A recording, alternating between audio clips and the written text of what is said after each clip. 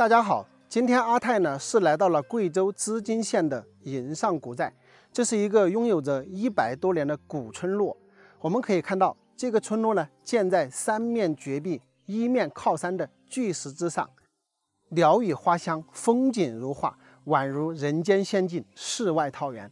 银上古寨呀，又被称为象背上的村落。我们从远处看去啊，就宛如一头大象。这个村落呢，正好建在这个大象的背上，所以呀，又被称为象背上的古村落，非常的奇特。现在呢，我已经来到了这个古寨的上边，带你们去寨子里面转一转啊。这个寨子啊，确实是挺漂亮的。你们看一下，它是建在巨石之上的。像这些房子，上边这个房子都是建在这个悬崖边上啊。我恐怕一般人呢都不太敢住。那么我们走在这个寨子里呢，全部是这样的石头镶嵌的一些小道啊，看着呢就知道是这种古村寨的这种感觉，非常非常的漂亮啊，青砖呐，包括这些石头啊之类的。哇，这里有人在家，你看这边还有一口水井，有水管从这里接水出去啊。哦，这个井叫做月亮井。银上古建筑群，看一看这里还是省级的一个保护单位。吃饭没有？吃饭了没有？吃了。吃了哈。啊。哎呦，你们这个房子凉快哦，一进来就凉快得很。哦，那奶奶好大年纪喽？76了。76了。啊。哎，看你身体好得很呢。啊。你们这个寨子有好多年了呀？这是四合院嘛。啊。200年。就是你这个四合院都100多年没年了。啊。哇，不得了。是又不是我们的，是我们都没这样。人家原来都大户人家的。地主家。哦，原来的大户人家。哎，都原来大户人。这个寨子里面，这家是来的最早的哈。嗯。就是你住的这个房子。嗯。给大家伙儿来看一看哈，这一栋呢，就是这个地方的地主之一刘家大院。它这儿呢是一个3合头的一个房子，下边那一栋呢就是王家大院，也就是刚才那个奶奶住的那里。这个奶奶说呢，这个银上古寨这个巨石上的这个小寨子啊，以前住着2姓人家，姓刘姓王，而且2姓呢都是大地主啊。所以你们看看这个地方真的是一个世外桃源，对吧？地主都选择住在这里，而且呢，这个王姓的地主啊，他们的后人还在解放之后啊，在重庆市当市长。哎，你们可以去查一下有没有姓王的市长哈。重庆市近几十年来，那么我们从这个空中看的话，整个寨子呢，它是建在这个三面绝壁之上。啊，也就是一个巨大的石头，后面呢是靠山的。现在呢，我们来到的就是山的一个背后，大家看看啊，这个地方呢就是朝门。我们可以这样看哈，它的这个山的后边呢也有筑起高墙，看一看，这边也是筑了非常高的一个高墙。这里呢是这个刘家大院，对吗？但是这一边呢也仍然筑有一个高墙。一直延伸过去，也就是它本身下面就是一个三面绝壁，但是这个寨子的背后呢，依然筑有墙，筑有这个门，所以在古代来说，这个寨子可以说是固若金汤哈。一般的这个土匪啊，你是来攻不进来的。那我们进入到这个寨子里面呢，你会发现，真的是土豪居住的地方。在古代的话，你看看，全部是这样的。一块一块的这种方块的石头，那么来镶嵌着的啊，包括现在呢也是没有进行这个硬化地坪，因为人家在古代的时候呢就全部把这些做好了，像这些房子呢现在都是没有人居住的。那我们再往这边去看一看，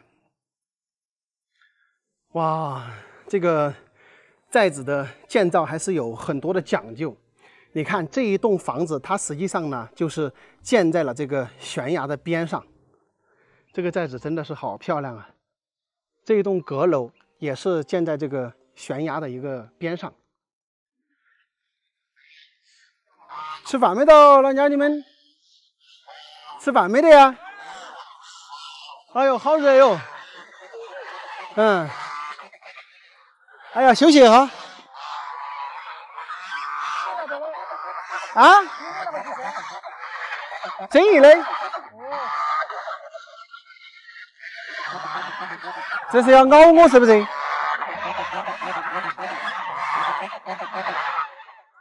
你们这个寨子现在还有好多人住哎？几十家？都上街去了。这个房子啊，都好多年了。这块都是假的。假的？就几百块钱。皮缝包的假的。哦，那边那个刘家大院才是老寨哈。刘家寨有好多年了。哦。俺小区不起好2年。那个阁楼也没起好久。哦。这个地方像是修的眺望塔，但是现在他们这个门是锁住的，进不去啊。如果说站在这个塔的这个顶端的话，会看到整个寨子的一个面貌。即使我站在这个底下呢，你看，我们也能一览这个寨子的风采。因为这个寨子上几十户人家呢，现在实际上呢房子不多，有些拆掉了。那一栋阁楼呢，这个奶奶说呀，是后来才建的。那老房子呢，实际上呢就是刘家大院还有王家大院2个大院，我们都看了是吧？王家大院呢，就是最开始进来见到那个奶奶家住的那里呢，就是王家大院，上边这个呢就是刘家大院。而这个寨子呢，最开始100多年前来的呢，就是刘王2姓，而正好他们2家人呢都是大地主。他们选这个地方呢，一定也是深有考究啊，三面都是悬崖绝壁，背部呢又靠高山，而这个即使是背部高山的位置呢，它也有一个高墙筑起来呢，预防这个后面的人进行攻击。所以说，整个这个地方呢，我可以把它比喻成什么？一个小城堡，可以用固若金汤来形容。因为在以前冷兵器时代啊，像这样的地方你肯定是攻不进来的。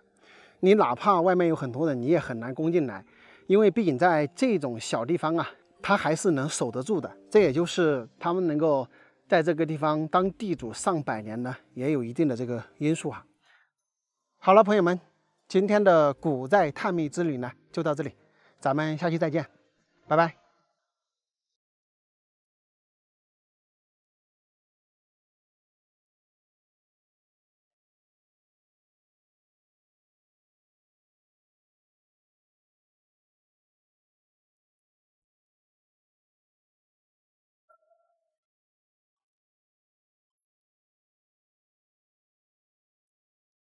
我身后这个屯呢，叫做弄温屯，也是他们称的那个天眼村啊。这个地方非常的震撼，它是在山顶的一个凹槽处，所以被称为天眼村啊。整个村子的周围呢都是悬崖峭壁。我们可以看看这边的大山哦，非常的震撼又陡峭。我们从那个路开过来的，然后你看这里盘山公路上来，在这个山的后边这儿绕过来，从这个山梁上把车开过来的，然后车子呢是停到了这里。那么整个这个天眼村呢，它实际上是在这个山顶一个凹槽处，看一下。说实话哈，确实是属于那种资源匮乏的地方。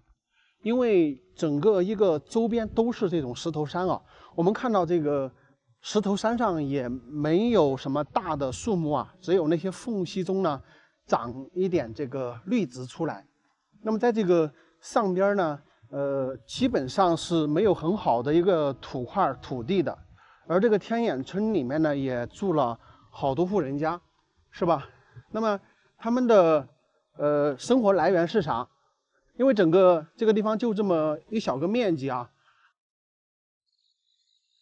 现在呢，我们已经在这个村子里边来了，大家可以看一下，有4、5栋的这个楼房啊，都是2、3层的。在这个天眼的坑底呢，也还不错啊，下面有一些土地，然后那个地方也有一些土地。整个这个村子呢，它是被围在了这个山顶的这个弄里面，也就是我们说的天眼村，对吧？我们从空中俯瞰的时候啊，感觉这个地方呢像是一个天坑状，但是实际走进来呢还挺平坦的哈，因为它这个天坑呢是在这个山顶上嘛，所以说整个还比较平坦，而且也比较凉爽，它不像那种特别低洼的那种坑啊，那种天坑的话就比较热。我们可以看到啊，他们这个天坑内部的半山腰修有很多的那个水池，像这个圆形的都是水池。整个这个天坑一圈的这个半山腰呢，都修有很多的水池。你看那个房子后面修了2个，这边这些也有。我看了一下这个天坑内部啊，这种水池有不下10个。那么它这里面呢，总的是好几户人家哈。我看这里的房屋呢有个7、8栋。那么从这个土墙房子来判断呀，这个上边居住的人呢，那可能是不下100年了。因为这种土墙呢，肯定都是100年前的产物啊。那中间有一个小房子，正坐在这个坑底的中间，哇，看着不错。然后他们这里竟然还要在这里新建房子，看到了吧？这里正在打地基啊，要在这里新建房屋啊。有很多地方有大面积的土地丢荒都不种，但是你看在这个地方土地资源是非常匮乏的，所以他们在这个边上的这些石旮旯子啊，就一点点位置啊，它都会种玉米，都会种一些粮食。所以你看，所以人生长的环境不同啊，然后大家面临的这个处境也不同。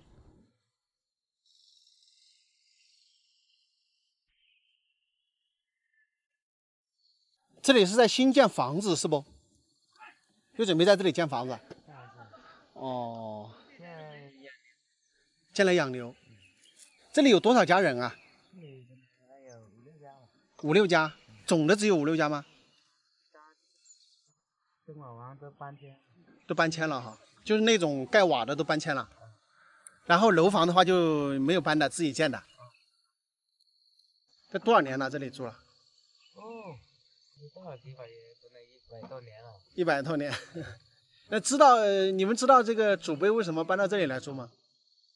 以前老子说我哪里知道啊？以前也不知道。那这里也是瑶族了？是啊，瑶族啊。哦。那你们这里的话，就靠在这个地方种地来生活吗？以前的话？对啊，外面也有啊。外面还有地啊？对，外面有地啊，全部扛过来。我看那个山上有好多水池，你们这里是不是严重缺水啊？对，连自己搞的。那等于说那个水池搞在那里的话，就是等这个天下雨就存水。对。修这么多个池子，有没有遇到天干的时候水不够的？如果不下雨了，水不够了。怪不得你们这修应该有10个池子吧？有吧，不止10几个吧。10几个？对。反正一个池子的用。没有长流水哈，这个上面。没有。应该你们这么多池子的话，应该连续2、3个月晴天的话都不大会缺水啊。那么多的没事的。没事的哈。你看这个就是智慧啊。严重缺水的地方，就靠天水的话，也能把这个水的问题解决。对。但是修那些池子的话，确实花了很多时间可能。我们刚刚了解了一下哈，他们这里现在有6户人家在这里住，也就是现在建楼房的这几家人呢，是有人留守居住的。像这个还是红瓦房这种，这几个红瓦房呢就搬迁过了，没有在这里住了，相当不错啊，这个地方看去。这个公路修通之后啊，简直就是一个画龙点睛之笔啊！然后从这个山梁上的一条公路延伸过来，在这个地方呢形成一个椭圆的结构。我跟他说，就像一个鹅蛋形，或者说大家可以把这个想象成一个蝌蚪形的一个环形路啊，空中看起来特别漂亮，但是我们在地上的话就看不清楚啊。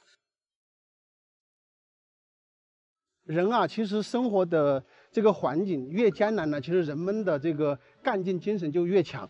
你看这个地方，他们本来是严重缺水的一个天坑，对吧？但是看到这些房子的周围遍布着10多个水池，到现在呢，他们完全不缺水，也就是你有2、3个月的时间从来都不下雨，他们也不会缺水。生活在这个环境之中啊，只能咱们去适应环境啊。从2016年通了路之后，这个地方反而是大家特别喜欢来玩的地方。